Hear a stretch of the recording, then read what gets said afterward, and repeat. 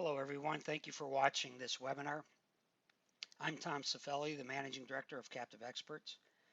I'm an attorney and I've practiced other professions including financial auditing and tax accounting as a CPA during my 30 plus years of professional experience. We help clients, design, form, own and manage private insurance companies. This industry is quite old globally and even in the US. An estimated 50% of all premiums for property and casualty coverage in the world today are paid to captive insurance companies. We happen to specialize in creating captives that are customized risk management solutions for closely held businesses and successful professionals. In recent years, more and more advisors across the U.S. and other countries are advising privately held successful family businesses and professionals to form their own captives as a result of this growth in the use of captive insurance companies in advanced business planning. The IRS has been increasingly expressing concern and they've started to increase their review of transactions in the industry. This webinar is going to highlight for you the key tax issues and areas of concern, and it's going to emphasize the increased attention and expertise needed to properly navigate captive design, formation, and management complexities today. To give you an idea as to how much attention the IRS is now focusing in this area, they've expanded their team and they've started to increase audits of a lot of the established firms with significant captive clients in this industry. Cheryl Plume is one of the IRS counsels assigned to this area.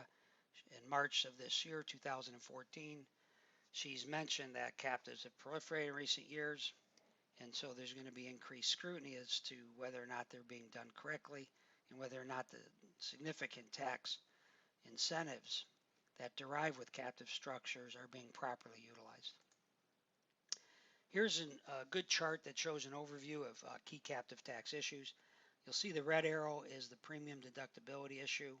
Obviously, that's not of concern to government and nonprofits who have captive relationships, but for private sector for-profit businesses who form an affiliate captive, whether or not they can deduct the premiums to that captive is always of great concern.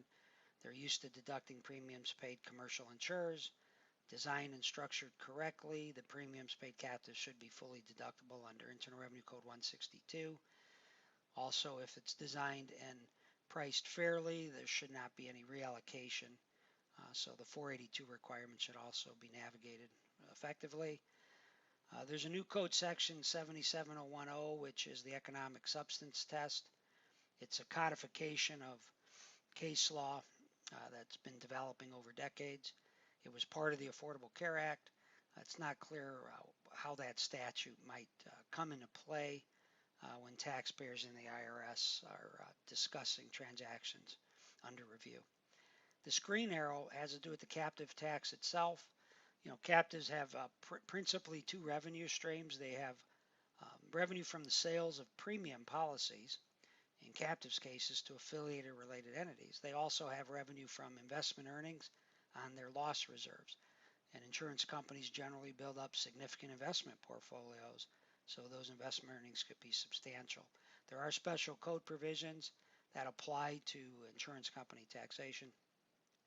The one which is of greatest concern by the IRS today and of greatest interest to successful small businesses and professionals is the 831B election, which exempts from income tax premium revenue and sales of qualifying small insurance companies. The third bucket of tax considerations is what happens when insurance companies distribute loss reserves that they didn't need to retain to pay operating costs and claims. They're going to be distributed generally in one of two ways: dividends or wind-up, distributions. Those also, those dividends and capital gain distributions are generally subject to favorable tax treatment.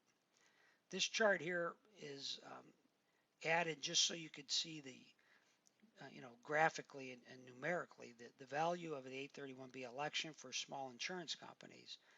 And it shows it shows that these tax incentives, this provision, by the way, was enacted in 1986, so it's been out there for a very long time, but it shows the power of this tax incentive for people to set aside, enterprise groups to set aside capital to protect the organizations from loss and to customize risk management programs as opposed to self-insuring or just relying on commercial insurance products. You'll see here in year one, no captive, assuming a little over $1 million of pre-tax income and high tax rates, you end up with 600 and some odd thousand left over in working capital to protect the business against losses and other disruptions. With a captive, the captive could add over $1 million in its loss reserves to protect the businesses from the same type of risk that it's going to face even if it did not have a captive. The IRS is concerned about the growing use of captives by smaller companies. This growth, as prior webinars of ours indicated, has really resulted since 2002 after the IRS adopted 3 safe harbor revenue rulings. It's the 2002-8990-91 series. They laid out ground rules where the IRS became cooperative about captive structures that met their requirements for insurance companies. Because prior to that time, they were using an economic family doctrine theory to pretty much challenge any captive arrangement, saying, you know, enterprise group that has a company taking money from one pocket and giving it into another pocket of an affiliate company should not be deductible, where that money was still sitting there. The safe harbor rulings basically is when they threw in the towel and said, you know, the courts agree that these arrangements are proper when done correctly. And so since then, we've seen many, many more advisors, especially to closely held business groups, advising clients that captives are very important in value risk management structures that should be considered. The way the IRS is beginning its review of the industry to see if practices meet its expectations is they've been sending out information discovery requests to captive owners and also to the captive management firms who represent them. If they find that there's abusive situations where captives are being formed by people who really have no risk management objectives at heart but are just trying to take advantage of the tax incentives available to insurance companies, they could very well, you know, in the future use Internal Revenue Code Section 6700, which relates to promoting abusive tax shelters and penalize people involved in improper captive formation and operation transactions. Their key areas of focus and concern are the captives properly underwriting the insurance policies? Are they evaluating the risks of the affiliated group? Are they selecting lines of coverage that make sense? And I'll give you an example of lines of coverage that don't make sense is in the next slide, so I'll hang on. But are they pricing the policies correctly? Are they treating the insurance company at arm's length like an insurance company, and is the insurance company managing and operating itself like one? In other words, are claim processes and procedures in place and being followed? Are claims being made? You know, are the operating practices solid? Policy administration, are the policies well manuscripted? Are they being issued timely? All kind of areas like that. If you know what you're doing, you shouldn't have any problem. You should be able to get through an IRS review without change. If you don't know what you're doing or your motivations are merely to target tax savings, which if that is your primary motivation, you shouldn't be creating and owning a captive in the first place. But if you do things right and your motivations are expanding enterprise risk management and improving it, you should be fine. The IRS tries to distinguish what are insurable risks from risks they think are not insurable and shouldn't be deductible. This area, unfortunately, is a huge gray area. There's not a lot of agreement on this. There's really not a lot of court guidance on it or legislative guidance on what insurance is and isn't. There have been a lot of situations struck down, both in case law and in private settlement with the IRS on review, where people agreed that the product wasn't really qualifying insurance and hence the deduction is reversed, etc. The takeaway is risk assessment, where you identify risks, and then the underwriting of crafting insurance policies to cover those risks and pricing them is critically important today, and experience is well worth having in this area. If you don't know what you're doing, it's best you avoid getting involved. Court cases look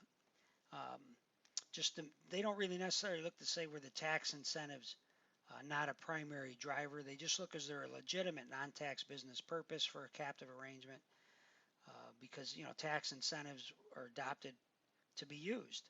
So it's kind of difficult, to say, well, would the transaction have been done otherwise? Well, a lot of transactions are only done because the tax incentive encourages people to do them. For example, retirement planning is a classic case. And similarly, insurance companies have these favorable tax rules, and and advisors are going to consider them and their impact on structures. So the courts are very reasonable and look at this and go, okay, is there a legitimate non-tax business purpose? If there is, they're more likely to uphold the relationship in structure. The IRS is going to be looking more at what's your primary motivation under the economic substance test and precursor rationales. So the IRS is going to look, if your primary purpose is just tax savings, they're not going to like the arrangement. They might challenge it. So we're in this situation where if that really is your primary reason for a captive relationship, you probably shouldn't do it. If you have significant risks of concern that a customized captive program targets, then by all means you should entertain and take advantage of captive structures. Good captive arrangements, in summary, require solid non-tax risk management objectives. You have to be conducting a real insurance business both ways. The insurance has to be well considered, defined, and documented. You have to operate in compliance with best practice standards, which are evolving. Many old captive arrangement and old captive policies and procedures may not meet today's standards. The practice quality varies widely based on what I've seen in the industry. You have to have sufficient risk diversification. This is an important thing for U.S. tax purposes. When you apply for captive licenses, most domicile regulators don't really look at that as a huge issue of concern. The IRS, however, does want to see a lot of businesses being involved in sharing risks in order for it to qualify as insurance, and that's why the risk pooling industry has emerged, and that we have webinar segments on that because it is a complex, important area. But suffice it to say that risk pooling is probably the most common mechanisms used to achieve the risk diversification that's required for tax regulatory purposes in the smaller business captive marketplace. That's it for this captive webinar series. We hope you enjoyed it. Contact us if you have more questions you'd like help with. Also visit our website. There's other webinars on demand there for you. There's flyers and other material. Thank you very much.